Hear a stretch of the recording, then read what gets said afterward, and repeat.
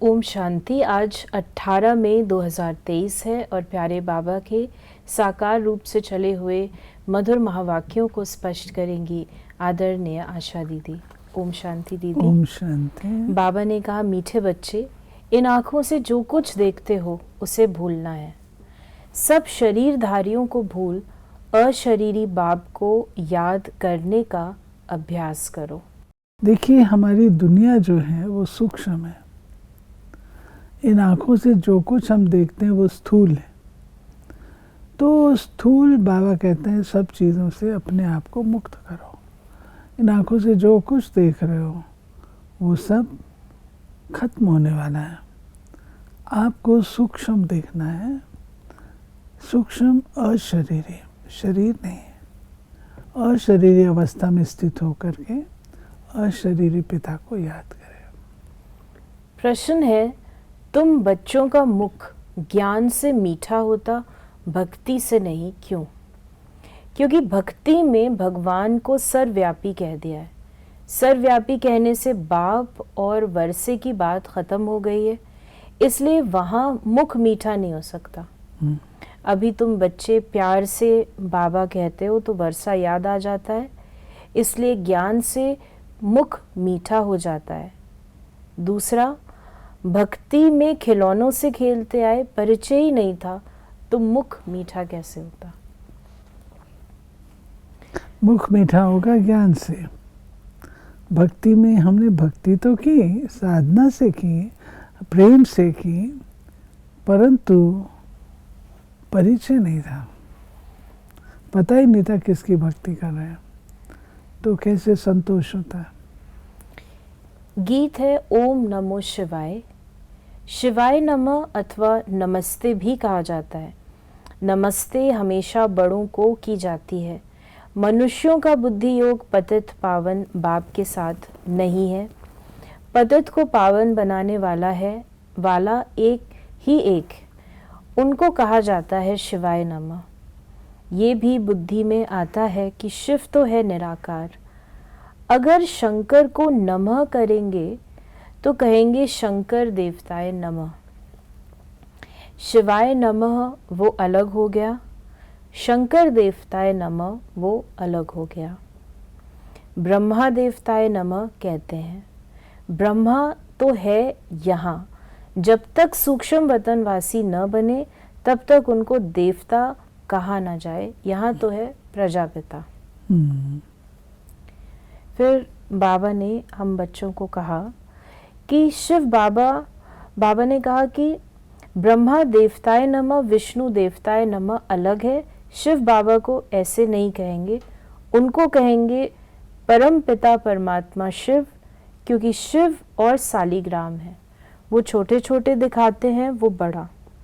बाबा ने समझाया कोई भी छोटे बड़े नहीं होते, उनको कहा जाता है परम पिता परमात्मा, गॉड फादर। ये क्यों कहते हैं?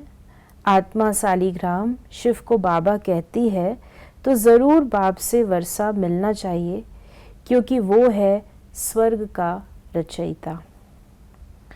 फिर बाबा ने कहा, तुम बच्चे जानते हो अभी ईश्वर हाजिर है, बरोबर वो सुप्रीम सोल है। उनकी महिमा सबसे न्यारी है।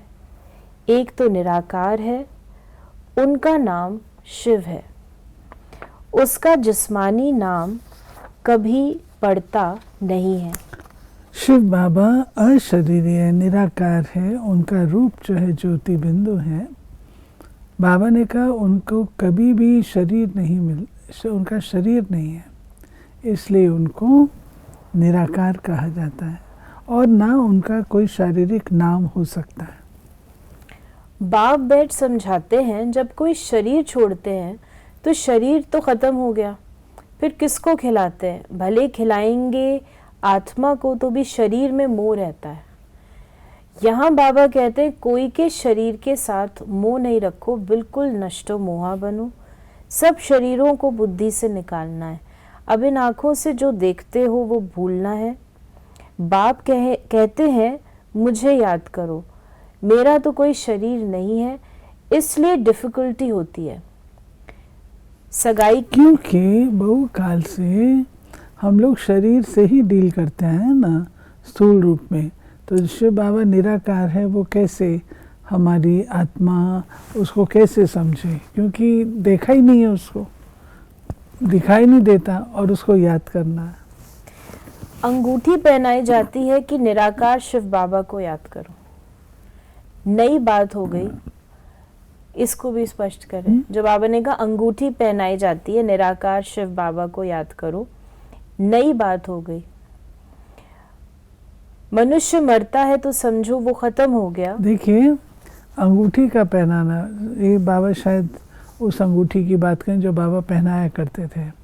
ये आपको ये अंगूठी पहना रहे हैं, एक यादगार होती है कि जैसे कन्या की सगाई होती है तो अंगूठी पहनते हैं, अंगूठी पहनते हैं तो उसको अपना वो याद आता है, व्यक्ति याद आता है। ऐसे ही बाबा ने अंगूठियाँ बनवाई थी जो बाबा पहनाते थे, तो वो अंगूठी से शिव बाबा को याद करो। ब्रह्मा को याद नहीं करना है, शिव बाबा को।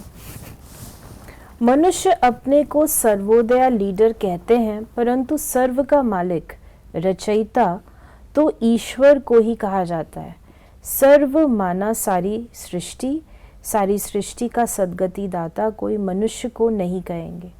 तो मुख्य बात है पहले सर्वव्यापी का ज्ञान निकालना पड़े। बाप को सब याद करते हैं, भक्त चाहते हैं भगवान आकर हमको कुछ देवे। बाप ने जरूर कुछ दिया है, रचयिता रचेगा तो देगा भी ना। बाबा देते हैं स्वर्ग की बादशाही, उस बाप को भूलना नहीं है, यही है मेहनत। बाबा ने कहा अब तुम बच्चे तो समझू सयाने हो, पहले तुम बेसमझ थे।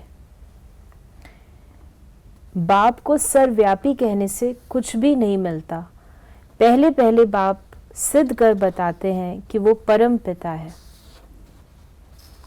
फिर बाबा ने कहा कि जगत अम्बा सरस्वती जिसको कहते हैं वो तो ब्रह्मा की बेटी मुख वंशावली गाई जाती है।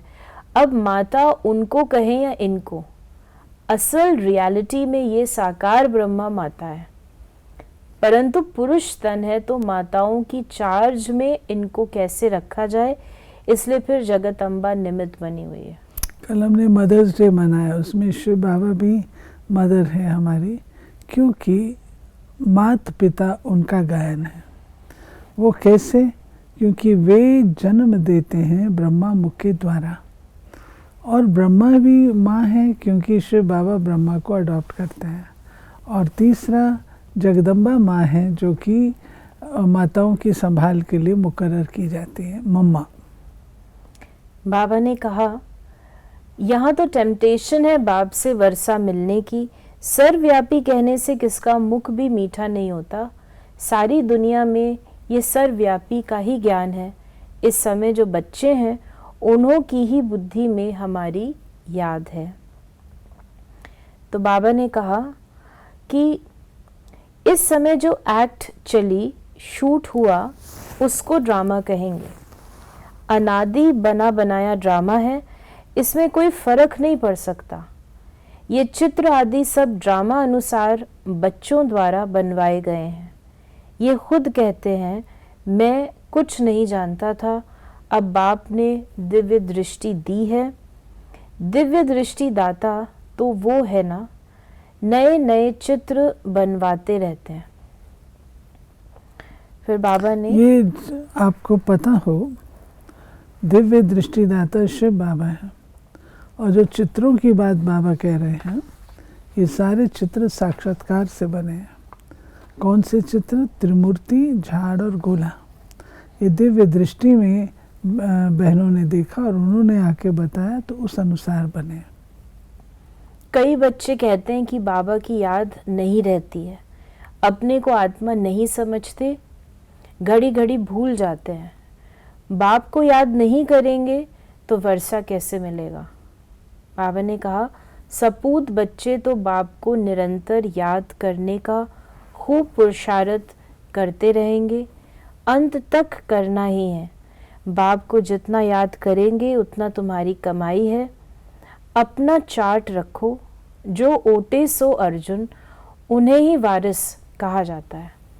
बाबा ने कहा अपनी संभाल करो, अपने आप को देखो, जो करेगा सो पाएगा, जो ओटेगा अर्थात जो करेगा, जो पहल करेगा वो पाएगा।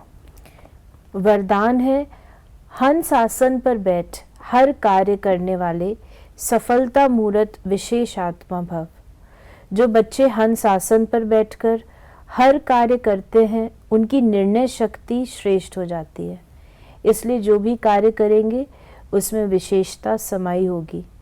जैसे कुर्सी पर बैठकर कार्य करते हो वैसे बुद्धि इस हंस आसन पर रहे तो लौकिक कार्य से भी आत्माओं को स्नेह और शक्ति मिलती रहेगी। हर कार्य सहज ही सफल होता रहेगा। तो स्वयं को हंस आसन पर विराजमान विशेष आत्मा समझ कोई भी कार्य करो और सफलता मूर्त बनो। स्लोगन है, स्वभाव के टक्कर से बचने के लिए अपनी बुद्धि, दृष्टि व वाणी को सरल बना दो। राइट। तो ये थे बाबा के आज के मधुर महावाक्यों का स्पष्टीकरण। ओम शांति।